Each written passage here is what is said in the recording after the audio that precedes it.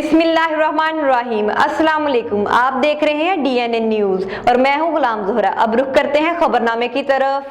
जी अस्सलाम वालेकुम नाज़रीन, DNN न्यूज़ के साथ मैं हूं वसीम हाशमी और इस वक्त हमारे साथ मौजूद है नसीम बीबी मुतासरा खतून, जिसके साथ 5 माह कबल एक वक़ुआ हुआ। इसके साथ जो दूसरे लफ्ज़ों में कहा जाए तो इनकी इज़्ज़त पर एक ऐसा कातलाना हमला किया गया। थाना निश्तर कॉलोनी में एक FIR भी दर्ज करवाई गई है और इन्होंने उनको इश्तिहारी भी करवा दिया गया है और इसके बावजूद पुलिस मुलज़िम को नहीं पकड़ रही।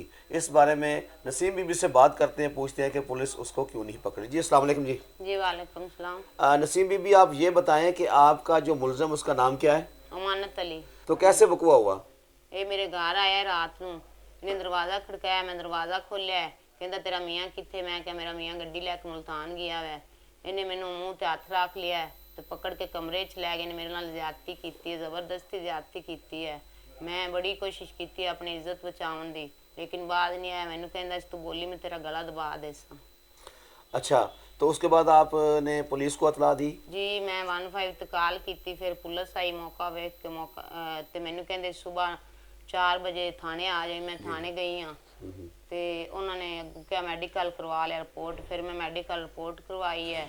फिर 3-4 दिन बाद दिन परचा हो गया है, FIR हो गई है। कोई बंदा नहीं पकड़ रहा, कोई सुनवाई नहीं। एक दफा भी नहीं फड़िया जाती मतलब पर्चा होया? नहीं जी, कोई नहीं मेरी गल कोई सुन रहा, कोई सुनवाई नहीं हो रही मेरी।